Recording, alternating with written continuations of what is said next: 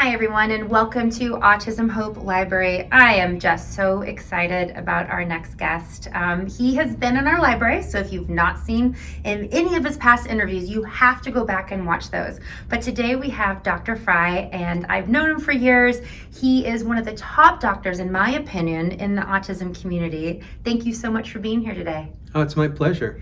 So I want to talk to you a little bit about a subject that you and I have talked about for many years is seizures. We're going to talk about how autism and seizures, why we're seeing them kind of combined a lot, especially for boys, I think, when they're hitting puberty, right? So we're going to talk about that. But before we do, I want those that are watching and listening to get a better understanding of why you do what you do and how this all started for you. Sure, yeah.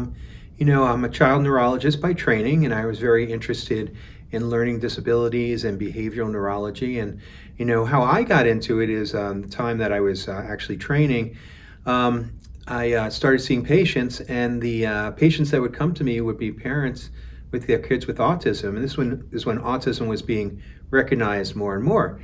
And they would say, well, they told me my child has autism, and they don't know why it occurred, and they don't really know what to do about it except some behavioral therapy. I think it has something to do with the brain, so maybe you can figure it out.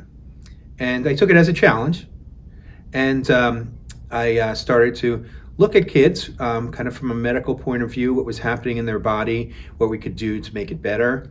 Since I'm a neurologist, I first started looking at seizures and if there's any type of seizure disorder going on. And that was the first thing I said, okay, maybe I can, treat kids that may have seizures or subclinical seizures that we don't know about. And then the interesting thing happened is then I started to get jobs after residency, and everywhere I went, all my colleagues would say to me, oh, you see kids with autism? Well, you can have all of mine in my clinic because I don't know what to do with them. So I ended up becoming an expert, kind of the universe brought it to me. And what happened is I took it as a challenge, and I started to find more and more things that I could do to make kids better that other people just didn't seem to realize. And for each thing, I made more kids better. I was able to make a larger percentage of the kids that I see better, and it became very rewarding. I also do a lot of research, so we ended up doing a lot of clinical trials and a lot of clinical research, and some basic research also along the way, trying to really figure out what's going on. And I want to talk about autism and seizures, and specifically about autism and seizures when puberty hits, because I know a lot of families out there, they've experienced that, and I know my family's experienced that. Can we talk about why we're seeing that in our community? Yeah, I mean, it's kind of interesting. We know that, there's two peaks of seizures, that is early on in life for kids with autism. And then in adolescence, for some reason, there's this second peak. And it's really serious because a lot of times it comes out of the blue. That is, a child that had never had seizures suddenly starts having seizures. Seizures are serious, so they really need to be controlled. And we're not sure why there's this second peak there, but one of the things that we do know about seizures and autism is that many times some of the same causes cause both. So some of the same things we see in autism, mitochondrial dysfunction, cerebral folate deficiency, neuroinflammation, all of those things that seem to cause autism also cause seizures. So we think that it's some of these, processes that maybe for some reason getting worse and then showing up as seizures, and maybe telling us that we really have to take a closer look and figure out why the seizures are happening and what we can do about them by looking at the body to correct what might be going on with it. And when we're looking at seizures, can we have kind of some examples? Because everyone that maybe doesn't understand seizures might think it's just somebody shaking or falling to the ground. Let's talk about all the different types of seizures that people might not know is a seizure. Yeah, no, that's a really good point. It's a really good point. And that's the thing, even parents, I ask them about seizures, and they say, well, my kid hasn't had a seizure where he falls to the ground, so he must not have seizures. But the fact is that kiddos with autism have a lot of seizures that are not these classic type of seizures. We always think of a seizure as somebody falling to the ground and their arms and legs jerking, and it's called a generalized tonic-clonic seizure. And that's when the whole brain has a seizure. But we find in a lot of kids with autism is what we call focal seizures or partial complex seizures, where it starts out in one side of the brain or one part of the brain and then spreads to other parts. So what happens there is that it may not be in what we call the motor area where it makes your arm jerk. It may be in another part. It may be in the language area. It may be in an area of awareness. So there might be very subtle findings such as staring episodes or even problems with developing language that can tell us that there's some seizure activity going on in the brain. In addition, there's a phenomenon where a lot of children don't have what we call frank epileptiform activity in the form of seizures, but have epileptiform disturbances in their brain, especially during sleep. And this is important because unless we actually get an EEG during sleep, specifically during slow wave sleep, we will never know this is happening. So some children can have actually seizure-like activity during slow wave sleep. And what that does is it really disturbs the way that the brain learns. A lot of times you think you're sleeping, you're just resting your brain, but you're not. What happens is when you go to sleep, your brain is doing a lot of things, and it integrates everything you learn from the day into the brain permanently.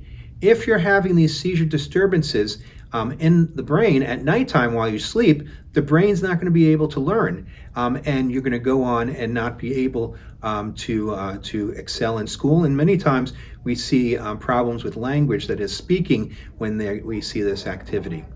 There's other types of ways that we see seizures. Sometimes they may look like stereotyped movements or movement disorders that we can think that it's just an odd movement that the child's doing, and sometimes it can be a seizure. So there's many different forms, and that's why personally I like to get an extended EEG. I usually try and get a 72-hour EEG. Because I want to make sure that there's nothing at nighttime, so you get several nights to look at what's happening during sleep, and then during the daytime, that none of the movements that the child does may be a seizure disorder, so we know how to treat the person. I know some families are dealing with aggression. Is that also something that you see with seizures? Yes, it is another phenomenon, and Dr. Gitanis and I just published a paper on this where we showed that kids that seem to regress in adolescence with seizure activity tend to have more aggressive behavior. It seems to be related to this onset of seizures, in adolescence. And we're not exactly sure, but we know that aggressive behavior can be seen a lot of times as what we call the prodrome, that is before the seizure occurs, or as what we call postictal, after the seizure occurs. So when a seizure happens, what we find sometimes is that the seizure activity is actually building up in the brain for some time before you have the actual seizures. And if you talk to the parents, they start to recognize what a seizure is, then they start to actually realize and say, hey, the child's acting this way. I know whenever they act this way, they're going to have a seizure. And sometimes that's aggressive behavior. Then again, after you have a seizure, your brain is kind of stunned and not working correctly. And many people talk about headaches, they become very sleepy. But if you're a child with autism, you feel out of sorts, and that can come out in aggressive behavior also. So it can be very much related to the seizure. I know for parents out there, when they've tried an EEG, often nothing shows up. But that doesn't necessarily mean that there's no seizure activity. It just means at that moment there was none, correct? Exactly, exactly. And that's why I like to get the extended EEG. So a 40-minute EEG is not going to tell you anything. EEGs are very commonly, a false negative, that we don't actually see anything on them if we do them for a short period of time. And the data shows, and one of the reasons why I started to order 72-hour EEGs is that the data shows that if you do 72 hours, you can be 99% confident that there's no seizure activity. And I like to be confident so we know which way to go and what treatments to try. Now, for those that are watching and listening, many of us get that, I call it the membership card, especially in adolescence, where now suddenly you have this label, this label, this label, and all of a sudden epilepsy becomes, another label that you're getting. Do our kiddos, if they are diagnosed with epilepsy in adolescence, do they ever outgrow that? So it tends to be, some do, but it does tend to be harder to treat. And when it starts in adolescence, a lot of times it does tend to be an epilepsy that's a little bit more difficult to treat. And that's why we think it's a completely different thing. And we're actually doing a study right now on children that have this late onset epilepsy to really find out what's going on so we can treat it or even prevent it. I know with my own son, and I share this for those that are listening and watching, his eyes would actually change, and we weren't sure if that was a seizure at the time, and he would get aggressive. And I'm not kidding, his eyes, it was like as though his eyes were not him anymore, and all of a sudden it would be like this sweet, loving person to this aggressive, crazy person, for lack of a better definition, because, and please don't anybody get mad at me for using the word crazy, I'm just trying to say it was a very scary moment as a parent watching that. And we did not know we were looking at seizures until he finally did have the type of seizure that he fell down and started shaking, and we understood then, okay, yes, we now know he has seizures, and he had several of those after.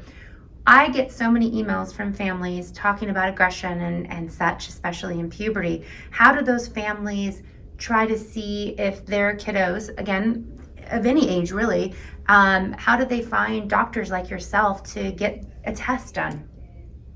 And yeah, there isn't enough doctors like us out there, and they can be hard to find. It's good to talk to support groups that you might be involved in, because a lot of times parents know the good doctors, or at least the doctors, I shouldn't say good doctors, the doctors that seem to know how to treat kids with autism. And then, of course, you can look at the MAPS page for, integrative medicine doctors that have been trained on this sort of thing. And now I know for our version of what we're going through, once we found the treatment that worked, the aggression went away. I mean, it's almost 99.9% gone. And if it ever pops up, it's so mild compared to what we were going through. And I share that with the people listening right now, because when you do find a doctor that understands and you don't give up, there's so much more that our children are capable of. And so because we have doctors like you, Dr. Frye, they're like, no, we're not giving up. Our families now can have relationships with their children that we didn't used to be able to have. It's not fun to be in fear of your kiddo and not know what to do. And so when I look towards doctors like yourself, how do people find you? I know that you're in Arizona. I know that you are in Florida sometimes. And how do people find you? Well, I'm working with the Rosenthal Medical Center right now, and I do have an office here in Phoenix, and I do go to Florida or Melbourne to see patients. I see patients also by telemedicine, by Zoom, to kind of try and see as many patients as I can. And, I really, appreciate what you said. It's very important for parents to know to never give up. And many times the first treatment doesn't work, the second treatment doesn't work, but you have to keep trying, because you'll find the thing that works. And what is the website people can find you at? So you can go to autismdiscovery.org, which is our new foundation, which was created to promote research into the causes and develop new treatments for those children with autism. It's called the Autism Discovery and Treatment Foundation. And so we're really excited to push the science forward so we can better the lives of many children and their families. And what final message do you want to leave families with? I know we talked about hope and not giving up. Yeah, and that's what I think is important. Don't give up. Don't let anybody tell you that you can't do it. It's not easy. It's it's not a sprint. It's a marathon, and you have to keep going, and you'll find the answer if you just keep looking. And for those watching and listening, Dr. Frye works with families all over the world, and it doesn't matter the age, correct, Dr. Frye? That's right. So thank you so much, Dr. Frye, for not only just being here talking to parents, but also for just being you and being that doctor that's not giving up on our kiddos. Oh, thank you. And thank you guys for watching. Until next time, bye.